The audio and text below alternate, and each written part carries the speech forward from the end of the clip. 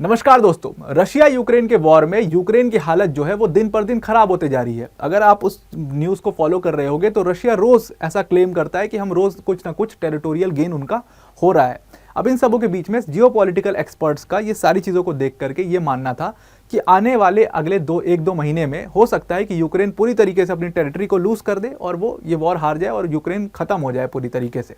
अब इन सारी चीज़ों को देख करके, अब क्योंकि जियोपॉलिटिकल एक्सपर्ट्स ऐसा क्लेम कर रहे हैं, तो ऑब्वियस सी बात है यूएस या उनकी एजेंसीज या नेटो और उनकी इंटेलिजेंस को ये सारी खबर पता होगी कि रोज़ यूक्रेन के कितने सोल्जर्स मारे जा रहे हैं और रोज़ यूक्रेन अपनी कितनी ज़्यादा टेरिटरी को रोज़ लूज किया जा रहा है। तो इन सारी चीज़ों को देख करके सबसे पहले एक मुहिम शुरू की गई यूएस के अंदर में। यूएस में क्या हुआ कि अभी तक का जो सबसे बड़ा पैकेज उनका रुका हुआ था, जो यूक्रेन को वो देने वाले थे, जो कि $61 बिलियन का था, वो पैकेज हाउस ऑफ रिप्रेजेंटेटिव्स में पास हुआ यूएस के अंदर में। और फिर वो पैकेज पास हुआ जब हाउस ऑफ रिप्रेजेंटेटिव्स में, तो एक पूरी लड़ाई छिड़ गई रिपब्लिकन्स में आपस में ही, ये पैकेज क्यों पास किया। अब देखो, इस पैकेज को कहीं ना कहीं पास करवाने में डोनाल्ड ट्रंप का भी बहुत बड़ा रोल है। डोनाल्ड ट्रंप भी चाहते थे कि ये पैकेज पास हो और यूक्रेन के पास हेल्प पहुंचे, क्योंकि अगर यूक्रेन हार गया तो एक तरीके से मैसेज ये जाएगा कि यूएस हार गया और उसके एलाइज हार गए, यानी कि वेस्टर्न कंट्रीज अकेले रशिया से हार गई। तो रशिया वर्सेस नेटो में नेटो हार गया, रशिया जीत गया, ऐसा मैसेज इनको जाने नहीं देना। इस वजह से इन लोगों ने ये पैकेज पास किया। अब जैसे ही ये पैकेज यूएस के अंदर में पास हुआ है, उसके बाद आज की डेट ये है, आज की खबर ये है कि यूके के अंदर में ऋषि सुनक ने अभी तक का अपना बिगेस्ट एवर जो हेल्प है, मिलिट्री हेल्प है यूक्रेन के लिए, वो ऑर्डर कर दिया है, उसका पैकेज पास कर दिया है।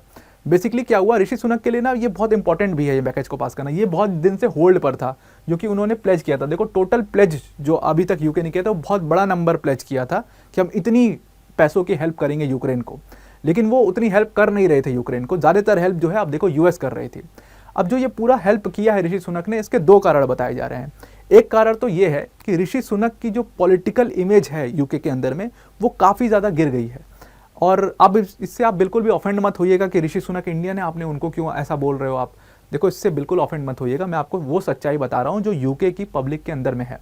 यूके की जो पब्लिक है, उनका कंसेंसस को अगर आप देखोगे तो वो ऋषि सुनक के खिलाफ हैं बहुत ज़्यादा। उनको ये लगता है, वहाँ की पब्लिक को, बहुत सारे पेपर्स हैं इसके ऊपर, और कभी जियोपॉलिटिकल एनालिसिस की वीडियो में कंप्लीट एनालिसिस करेंगे कि ऋषि सुनक को इतना हेट क्यों कर रही है यूके की पब्लिक। अब वहाँ की पब्लिक का ये मानना है कि जियोपॉलिटिकल लेवल पर ऋषि सुनक ने यूके के लिए कुछ ऐसा सिग्निफिकेंट नहीं किया जिससे यूके की पहचान हो। अब आप देखते भी हो कि जितनी भी खबरें आती हैं उसमें जी जिनपिंग का नाम सुनते हो आप सबका नाम सुनते हो, बाकी यूएस के प्रेसिडेंट जो बाइडेन का नाम सुनते हो, डोनाल्ड ट्रंप जो कि पावर में नहीं है उनका नाम सुनते हो आप, फिर नॉर्थ कोरिया का नाम सुनते हो आप, जितनी बड़ी बड़ी कंट्रीज हैं इन सब का नाम सुनते हो, लेकिन यूके के ऋषि सुनक का कहीं सिग्निफिकेंटली नाम नहीं आता है, या कुछ ऐसा वो सिग्निफिकेंट चेंज नहीं करते हैं, या वो ऐसा कुछ करने की कोशिश नहीं करते हैं जिसकी वजह से उनको जाना जाए। मतलब अगर वो चाहते, ऐसा माना जाता है वहाँ पर कि अगर वो चाहते तो मिडिल ईस्ट के अंदर में एक और प्रमुख भूमिका ज़्यादा निभा पाते, वो उन्होंने नहीं किया वहाँ पर, तो वहाँ पर वो एब्सेंट रहे।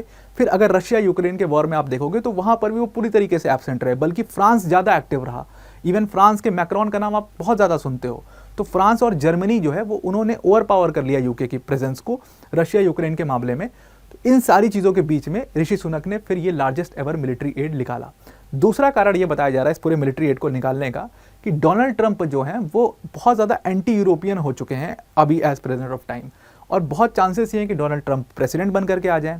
डोनाल्ड ट्रंप ने एक पूरा कैलकुलेशन दिया था, मैंने वो कैलकुलेशन आपको ट्वीट के माध्यम से दिखाया था कि डोनाल्ड ट्रंप ने कैलकुलेशन दिया था कि हमने, मतलब यूएस ने, जो कि यूरोप पर मौजूद भी नहीं है, उसने यूरोप की पूरे मतलब यूक्रेन की इतनी ज़्यादा हेल्प की है, बल्कि जो यूरोपियन कंट्रीज जो नेबर्स हैं यूक्रेन की, जिनको असल में हेल्प करनी चाहिए थी यूक्रेन की उतनी, जैसे फ्रांस का नाम लिखा, फ्रांस का नाम मतलब फ्रांस को रेखांकित कर रहे थे, जर्मनी को कर रहे थे, यूके को कर रहे थे, उन कंट्रीज ने उतनी मदद की ही नहीं यूक्रेन की। तो ये सारी चीज़ों के बीच में फिर जाकर के उसी के 2-3 दिन बाद न्यूज़ ये आती है कि जो ऋषि सुनक हैं उन्होंने अभी तक का यूक्रेन की हेल्प के लिए बिगेस्ट एवर पैकेज निकाला है। अब इस पैकेज में क्या क्या है, बेसिकली ये 500 मिलियन पाउंड स्टर्लिंग का पैकेज इन्होंने फाइनेंस किया है, और इसमें इनको सब चीज़ें दी जाएंगी। यूक्रेन को व्हीकल्स भी दिया जाएगा, वेपन्स भी दिया जाएगा, एम्यूनिशंस भी दिया जाएगा। अब आप इस डेटा पर, इस पे फैक्ट्स पर मत जाइए, आप समझिए कि इंटेंशन क्या है। और अभी तक ये बताया जा रहा है कि टोटल यूके ने 3 बिलियन पाउंड स्टर्लिंग की हेल्प कर चुका है वो यूक्रेन को। लेकिन यूके ने जब स्टार्टिंग में प्रॉमिस किया था ना, तो उसने बहुत बड़ा नंबर प्रॉमिस किया था। यूके ने प्रॉमिस किया था कि भाई यूक्रेन के अगर वॉर होता है रशिया के साथ तो हम 12 बिलियन पाउंड स्टर्लिंग की हेल्प करेंगे, और अभी तक वॉर खत्म होने को आ चुका है, इन्होंने सिर्फ 3 बिलियन पाउंड स्टर्लिंग की हेल्प करी है, विच शोज कि इनकी कितनी इंटेंशन था वहाँ पर यूक्रेन की हेल्प करने के लिए। तो इंटेंशन पे ही आप सवाल उठा सकते हो पूरा पूरा यहाँ पर। और ऋषि सुनक जो है यहाँ पर काफ़ी कमज़ोर लीडर की तरह इसीलिए देखे जा रहे हैं क्योंकि उन्होंने वो हेल्प नहीं की यूक्रेन की जो उनको करनी चाहिए थी, तो इस वजह से काफ़ी ज़्यादा उनको क्रिटिसाइज़ किया जाता है।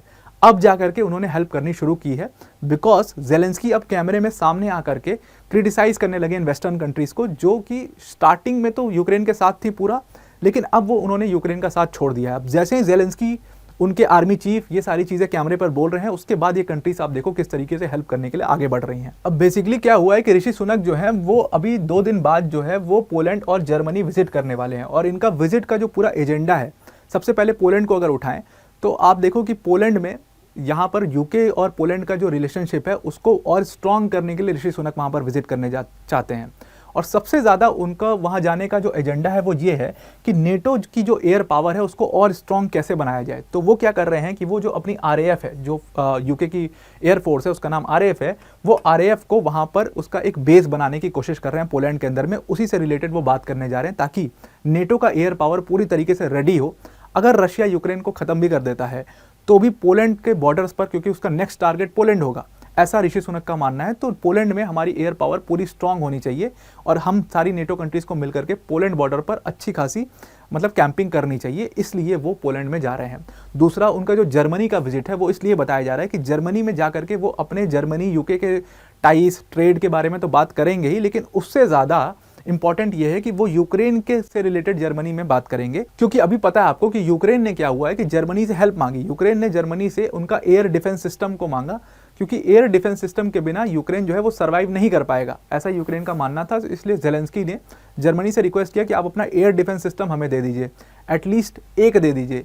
तो जर्मनी ने उनको बोला कि हाँ एक हम दे सकते हैं, लेकिन उसके ऊपर भी हम विचार करेंगे। तो आई थिंक कि वो एक बहुत बड़ा ऑब्जेक्टिव है कि ऋषि सुनक वहाँ पर विजिट करके जर्मनी के लीडर से वो बात करके ये एयर डिफेंस सिस्टम के ट्रांसफ़र के ऊपर में बात करेंगे ताकि वो यूक्रेन की हेल्प हो पाए, क्योंकि अब यूक्रेन पर अटैक जो है वो एक सिंबल बन चुका है यूक्रेन इन सारे नेटो कंट्रीज़ के लिए, क्योंकि अगर यूक्रेन हार गया तो माना यह जाएगा कि पूरी नेटो कंट्रीज़ हार चुकी हैं। इसीलिए आप देख रहे हो कि US में बिल पास हो रहे हैं, जल्दी जल्दी पैसा दिया जा रहा है यूक्रेन को।